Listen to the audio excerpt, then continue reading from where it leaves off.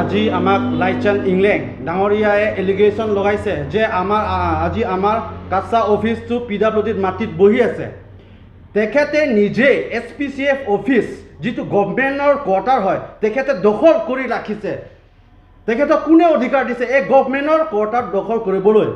আজি আমাক কাছা সংগঠনক এলিগেশ্যন লগাইছে যে আমি কাৰ্বি আংলঙৰ লেণ্ড ৰাইট বিষয়ে নাজানো বোলে।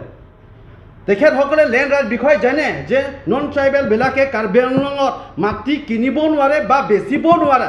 তথাপিও আজি SPCFৰ প্ৰেচিডেণ্ট লাইচান ইংলেঙে পাব্লিকক সজাগতা কিনে দিয়া নাই? তেখেতে যদি ইমান শিক্ষিত হয় আজি ৰাইজক এই সজাগতা কিলে দিব পৰা নাই? আজি আমাক অফিচত আমাৰ মাঞ্জা অফিচ যিটো আছে আমাৰ PWDত মাতিবলৈ আমি মানে অফিচত কিবা মাঞ্জা PWD অফিচতে মানে আমি বহাবাস কৰি আছোঁ বোলে।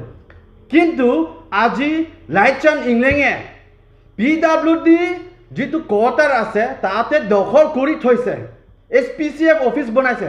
তেখেতে ক'ৰ পৰা সাহস পালে? কোনখিনি এলিগেল হয় আজি আমাক লাইচান ইংলেঙে শিকাব? লাইচান ইংলেং এজন নাৰদমণি আৰু চালাৱাৰ বে এজন নাৰদমণি হয়। আমি ক'বলৈ যাওঁ আমাক ইৰিগেশ্যন বিষয়ে শিকাব বোলে চালাৱাৰ বে লাইচান ইংলেঙে। আজি তেখেতসকলে বিচাৰ কৰক আজি গভৰ্ণমেণ্ট স্কুলৰ পৰা কেইজন পাছ কৰি আহিছে? আজি আমি চাবলৈ গ'লে দলদলি গভৰ্ণমেণ্ট স্কুলত এজনো মানে ছাত্ৰবিলাকে পাছ কৰি অহা নাই, উত্তীৰ্ণ কৰি আহিব পৰা নাই। এইটোৱেই নেকি বোৰ্ড চেয়াৰমেনৰ ডিউটি? এইটোৱেই নেকি চালাৱাৰ বেৰ মানে বোৰ্ড চেয়াৰমেন বহাৰ পৰা মানে এডুকেশ্যনৰ ডেভেলপমেণ্ট? আজি আমি ক'বলৈ খোজোঁ দলদলি ধনচুৰী হাইস্কুলত এজন ছাত্ৰহে উত্তীৰ্ণ কৰিব পাৰিছে। চালাৱাৰ বে বোৰ্ড চেয়াৰমেন এডুকেশ্যনৰ বোৰ্ড চেয়াৰমেন বহাৰ পৰা ধনচুৰীত এই অৱস্থা হৈছে। দলদলি হাইস্কুলত এজনো মানে ছাত্ৰবিলাকে উত্তীৰ্ণ কৰিব পৰা নাই চালাৱাৰ বেৰ বহাৰ পৰা। এইটোৱেই কাম কৰিছে নেকি চালাৱাৰ বে? আজি তেখেতে আমাক শিকাব লেণ্ড ৰাইট কি হয়। আজি আমাৰ লগত ফেচ টু ফেচ মুখামুখ কৰক। চালাৱাৰ বেক আমি শিকাম কোনটো ছেকশ্যনত লেণ্ড ৰাইট আছে, কোনটো ছেকশ্যনত লেণ্ড ৰিফৰ্ম আছে। আমি চালাৱাৰ বেক শিকাম। তেখেতে যদি সাহস কৰে অ'পেন ডিছকাশ্যনত আহক, আমি একেলগে বহিম, ৰাইজে শুনিব আমাৰ কথা। চালাৱাৰ বে যে আমাৰ পৰা শিকিব লাগিব নে আমি চালাৱাৰ বেৰ পৰা শিকিব লাগিব? তেখেতে সাহস কৰক, অ'পেন ডিছকাশ্যনত মাতক। চালাৱাৰ বে আমাক এখন 6 শিডিউল কিতাপ হয় 2007ত কাৰ্বি আংলং অট'নমাছ কাউন্সিলৰ ফালৰ পৰা সংবাদ মাধ্যমত এনেকুৱা মানে সংবাদমেল ৰাখিছে বা সংবাদমেলত এনেকুৱা প্ৰচাৰ কৰিছে যে কোনো নন ট্ৰাইবেলবিলাকে কাৰ্বি আংলঙত মাটি কিনিব নোৱাৰিব, বেচিব নোৱাৰিব। আমাৰ প্ৰেচিডেণ্টে আগতীয়াকৈ যিটো কথা কৈছিলে সেইটো বস্তুবিলাক আপোনালোকে ৰিচাৰ্চ কৰক।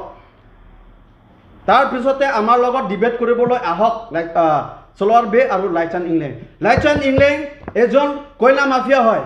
যেতিয়া আমি ডাইৰেক্টৰেট অফ জিঅ'লজি এণ্ড মাইনিঙত আমি মেমৰেণ্ডাম এখন দিছিলোঁ, GS পানেশ্বৰ ডাঙৰীয়াই গোটেই মানে কাৰ্বি আংলং SP আৰু ৱেষ্ট কাৰ্বি আংলং SP আৰু ডিমা হাছাও SPক ফোনত জনাইছিলে যে যিখিনিত মানে ইলিগেলি মানে কয়লা খনন হ'ব সেইবিলাক বন্ধ কৰিব লাগে বুলি GS পানেশ্বৰে ডাইৰেক্টৰেট অফ জিঅ'লজি মাইনিং ডাঙৰীয়াৰ ফালৰ পৰা জনোৱা হৈছে।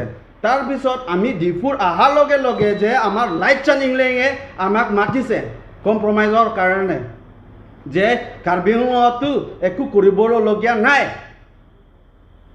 এনেকাই চলি আছে, এনেকাইহে চলক বোলে। এইটো শিকিম নেকি লাইচান ইংলেঙৰ পৰা?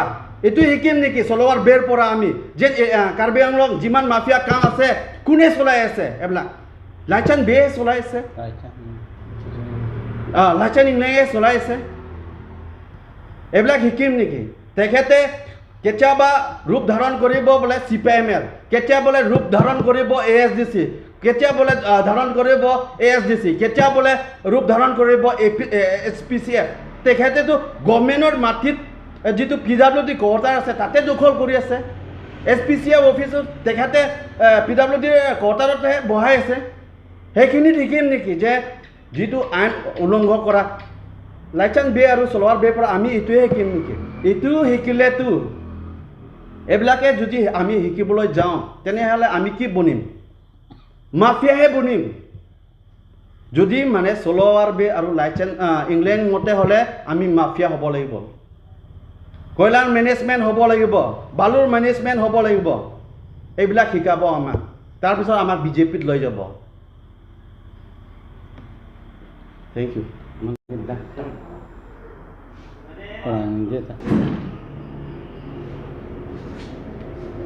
হয়, ঠিক আছে।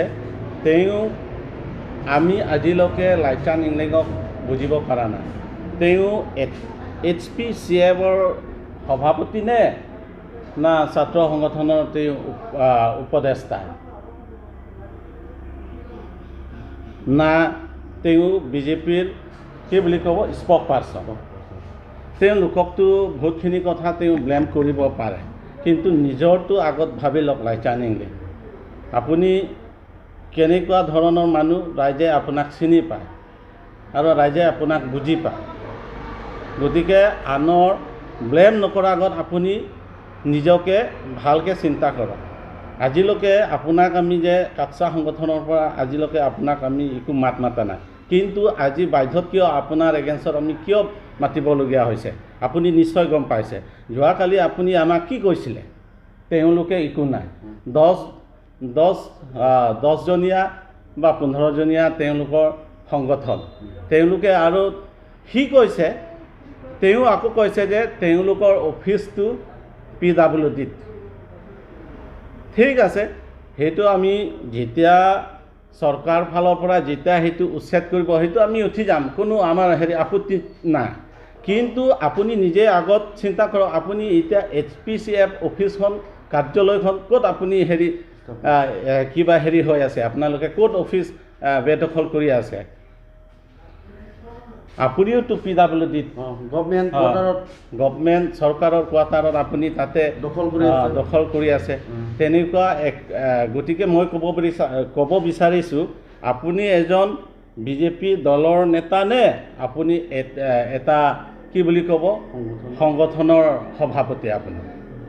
আপুনি কেতিয়াবা সিফালে ইমান যে আপুনি ৰূপ ধাৰণ কৰে, কেতিয়াবা SPCF, কেতিয়াবা CPML, কেতিয়াবা ASDC, কেতিয়াবা BJP।